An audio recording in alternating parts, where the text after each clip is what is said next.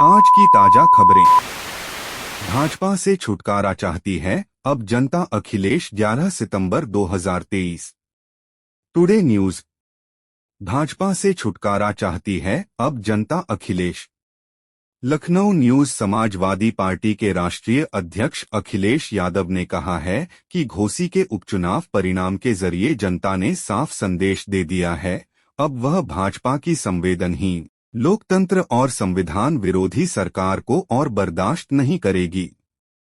दोस्तों, इस वीडियो पर आप पहली बार आए हो तो चैनल को सब्सक्राइब जरूर कर लें और फेसबुक पर ये वीडियो देख रहे हैं तो पेज को फॉलो जरूर कर लें ताकि आपको डेली नई नई खबरें मिलती रहें, और वीडियो को अपने दोस्तों के साथ शेयर जरूर कर दें व लाइक भी कर दें।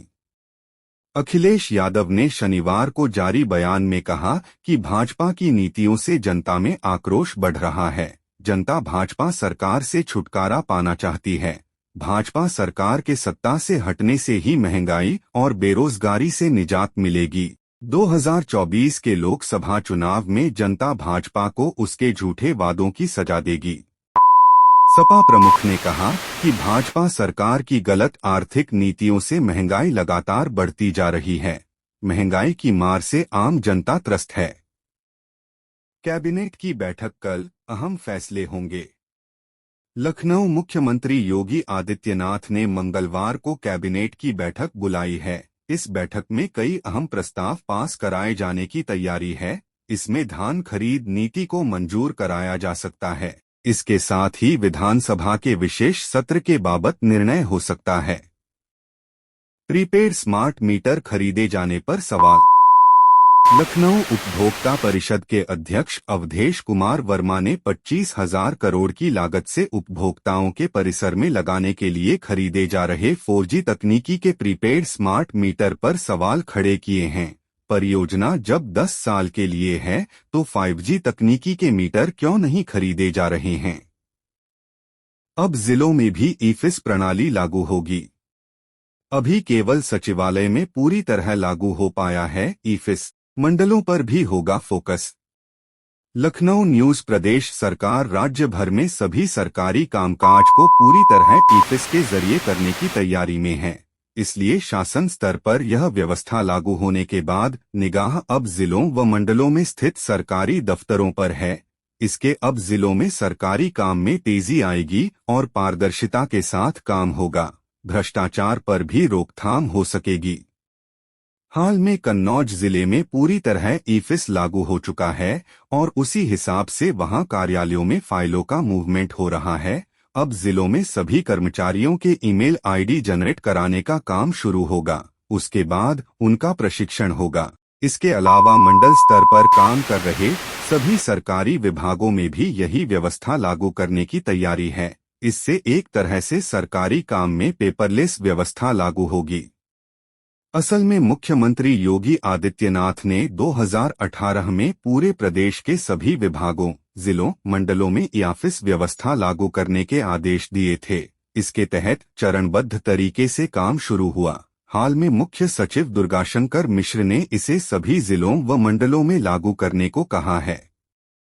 इससे जिलों के कलेक्ट्रेट व अन्य सरकारी कार्यालयों में पत्रावलियां डिजिटाइज होंगी। इसके जरिए सरकारी कार्मिकों के काम की भी निगरानी होगी। कहां कौन सी फाइल अटकी है पता चल जाएगा और देरी की जिम्मेदारी व जवाबदेही भी तय हो जाएगी। डीएम किसी भी पत्रावली की मॉनिटरिंग कर सकेंगे और इससे जिलों से शासन को जाने वाली पत्रावलियों का काम तेजी से होगा। हापुड़ कांड 15 तक हड़ताल पर रहेंगे वेस्ट यूपी के वकील। 11 सितंबर 2023। हापुड़ कांड 15 तक हड़ताल पर रहेंगे वेस्ट यूपी के वकील। मेरठ। प्रयागराज न्यूज। हापुड़ कांड को लेकर हाई कोर्ट बेंच। केंद्रीय संघर्ष समिति पश्चिमी उत्तर प्रदेश ने bar council of Uttar Pradesh के फैसले से अलग 15 सितंबर तक हड़ताल की घोषणा कर दी है। रविवार को हाई कोर्ट बेंच केंद्रीय संघर्ष समिति की बैठक में bar council of Uttar Pradesh के अध्यक्ष शिवकिशोर गौड़ समेत पश्चिम उत्तर प्रदेश के विभिन्न जिलों के बार एसोसिएशन के पदाधिकारी मौजूद रहे। 5 घंटे बैठक रविवार को पंडित नानक चंद सभागार में करीब 5 घंटे तक हाई कोर्ट बेंच केंद्रीय संघर्ष समिति पश्चिमी उत्तर प्रदेश की बैठक हुई। संघर्ष समिति चेयरमैन कुंवरपाल शर्मा की अध्यक्षता में हुई बैठक में अधिकांश वरिष्ठ अधिवक्ताओं ने बार कौंसिल के फैसले से असहमति जताई। कहा कि हापुड़ कांड के जिम्मेदारों पर पहले कार्रवाई होनी चाहिए। 16 को होगी फिर बैठक। अंत में संघर्ष समिति संयोजक विनोद कुमार चौधरी ने सर्वसम्मति से फैसला कर प्रस्ताव पास किया कि पश्चिम उत्तर प्रदेश के समस्त जिलों में 11 सितंबर से 15 सितंबर तक सभी अधिवक्ता पूर्ण रूप से न्यायिक कार्य का बहिष्कार करते हुए हड़ताल पर रहेंगे। 11 सितंबर को अधिवक्ता अपने अपने जिलों में विरोध प्रदर्शन करते हुए डीएम को मुख्यमंत्री के नाम ज्ञापन देंगे। इसके बाद आंदोलन की अगली रूपरेखा 16 सितंबर को जिला बार एसोसिएशन में तैयार की जाएगी। आज हापुड़ में bike rally. Hapur bar association की ओर से हापुड़ में सोमवार को बाइक रैली निकालकर अधिवक्ता प्रदर्शन करेंगे। तैयारी। एलएसी पर तनातनी के बीच रक्षा मंत्रालय का फैसला। लद्दाख में बनेगा सबसे ऊंचा लड़ाकू विमान क्षेत्र। लद्दाख में बनेगा सबसे ऊंचा लड़ाकू विमान क्षेत्र। पूर्वी लद्दाख में मौजूद न्योमा हवाई पट्टी, जिसको विकसित करने की तैयारी है। लद्दाख में बनेगा सबसे ऊंचा लड़ाकू विमान क्षेत्र। लद्दाख में बनेगा सबसे ऊंचा लड़ाकू विमान क्षेत्र। न्योमा में मिट्टी के रनवे से उड़ान भरते हैं लड़ाकू विमान। न्योमा वर्तमान में एलजी है, जिसका अर्थ है कि रनवे मिट्टी से बना है। इसमें केवल विशेष मालवाहक विमान जैसे C-130J और हेलीकॉप्टर ही उतर सकते हैं। एक बार नया रनवे बन जाने के बाद बड़े परिवहन विमान न्योमा से संचालित हो सकेंगे। यहां पहुंच आसान होगी। इससे भारतीय सेना को रणनीतिक रूप से लाभ होगा। नई दिल्ली न्यूज। पूर्वी लद्दाख में 13,000 फुट की ऊंचाई पर स्थित न्योमा बेट पर एयरफील्ड का निर्माण किया जाएगा। यह दुनिया का सबसे ऊंचा लड़ाकू विमान क्षेत्र होगा। चीन के साथ सीमा पर गतिरोध की स्थिति में यह महत्वपूर्ण साबित हो सकता है। रक्षा मंत्री राजनाथ सिंह मंगलवार को वीडियो कॉन्फ्रेंसिंग के माध्यम से इसका उद्घाटन करेंगे। अधिकारियों ने बताया, न्योमा उन्नत लैंडिंग ग्राउंड एलजी का उपयोग वर्ष 2020 से बढ़ गया है। चीन से जारी गतिरोध के दौरान सैनिकों और सामग्री के परिवहन के लिए यह अहम साबित हुआ। वहां चिनूक हेवीलिफ्ट हेलीकॉप्टर और C-130J विमान उतारे जा रहे हैं। इस एयरफील्ड का निर्माण 218 करोड़ रुपए की लागत से होगा। इसके निर्माण से क्षेत्र में परिवहन क्षमताओं और उत्तरी सीमाओं पर वायुसेना की क्षमता में वृद्धि होगी। माना जा रहा है कि इस साल के अंत तक यह एयरबेस पूरी तरह से तैयार हो जाएगा। एलओसी का निकटतम एयरबेस न्योमा रणनीतिक रूप से महत्वपूर्ण है। वास्तविक नियंत्रण रेखा एलएसी से इसकी दूरी महज 46 किलोमीटर है। यह पूर्वी लद्दाख में भारत और चीन के बीच एलएसी का निकटतम एयरबेस है। सीमा पर गतिरोध की स्थिति में यह महत्वपूर्ण साबित हो सकता है। अधिक ऊंचाई वाली जगह होने से सीमा पार की गतिविधियों पर यहां से नजर रखी जा सकती है। एयरफील्ड के निर्माण से लद्दाख में बुनियादी ढांचे में काफी सुधार होगा। उत्तरी सीमाओं पर भारतीय वायु सेना की क्षमताएं भी मजबूत होंगी। भूकंप। मोरक्को में अब तक 2000 लोगों की जान गई। अस्पताल में रक्तदान करने वालों की भीड़। भूकंप की त्रासदी को देखते हुए जरूरतमंदों की मदद के लिए रक्तदान करने वालों की अस्पतालों में भीड़ उमड़ पड़ी।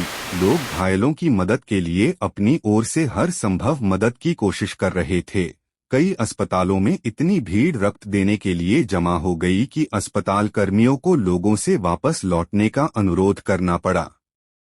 Marrakesh agency. मोरक्को में आए विनाशकारी भूकंप के बाद हर ओर मातम पसरा है।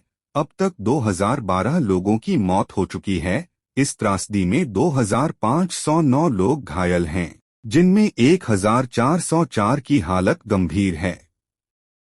यहां के गृह मंत्रालय ने रविवार को जानकारी देते हुए बताया कि सबसे अधिक 1293 लोगों की मौत अल हौस प्रांत में हुई है।